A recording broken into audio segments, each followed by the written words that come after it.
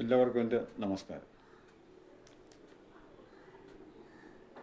ജീവിതത്തിൽ പലപ്പോഴും നമുക്ക് നോ എന്ന് പറയാനുള്ള സാഹചര്യം വന്നു ചേരാറുണ്ടല്ലോ. അതിനെപ്പറ്റിയെന്ന് പറയുന്നത്, ഇതിൻ്റെ മനഃശാസ്ത്രം വളരെ വ്യക്തമായിട്ട് പറഞ്ഞിരിക്കുന്നത് ഓഷോ എന്നറിയപ്പെടുന്ന സാക്ഷാൽ രജനീഷാണ്. അദ്ദേഹം പറഞ്ഞിട്ടുണ്ട്, ജീവിതത്തിൽ പലപ്പോഴും നമുക്ക് മുന്നിൽ നോ എന്ന് പറയാനുള്ള സാഹചര്യം വന്നു ചേരാറുണ്ട്. അത്തരം സാഹചര്യങ്ങളിൽ നമുക്ക് അതുപോലെ പറയുവാനുള്ള ആർജവമില്ലെങ്കിൽ നമ്മുടെ ശരി പോലും എന്നും തെറ്റായി തന്നെ തുടർന്നുകൊണ്ടിരിക്കും.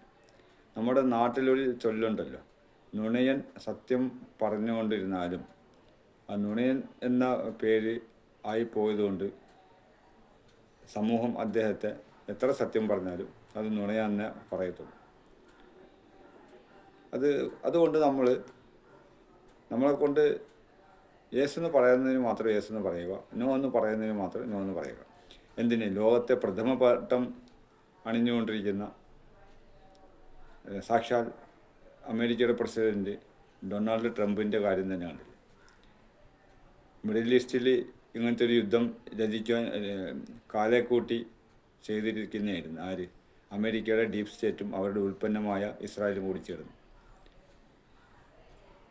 ട്രംപ് വാസ്തവത്തിൽ യുദ്ധത്തിന് താല്പര്യം ഇല്ലായിരുന്നു.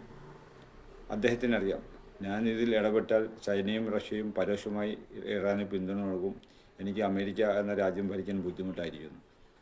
പക്ഷേ ട്രംപിനെ ഈ യുദ്ധത്തിൽ പെടുത്തണം. അതിനുവേണ്ടി ഡീപ് സ്റ്റേറ്റും ഇസ്രായേലും കൂടി ചേർന്ന് ഇറാൻ്റെ പരമോന്നത നേതാവിനെ വെടിവെച്ച് കൊന്നു. വെടിവെച്ച് കൊല്ലുമ്പോൾ ഇറാൻ ഉറപ്പായിട്ടും തിരിച്ചടിക്കുമല്ലോ.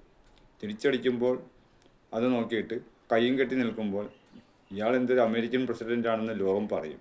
ഇത് ഡീപ് സ്റ്റേറ്റും ഇസ്രായേലും കൂടി വളരെ വ്യക്തമായി മനസ്സിലാക്കിയിട്ടാണ് ട്രംപ് പോലും അറിയാതെ ഇറാനിലെ പരമോന്നത നേതാവ് അലി ഖാംനായിയെ വധിച്ചത് എന്ന് ഇപ്പോഴത്തെ യുദ്ധത്തിൻ്റെ ഓരോ ശൈലിയിലും മനസ്സിലാക്കാം.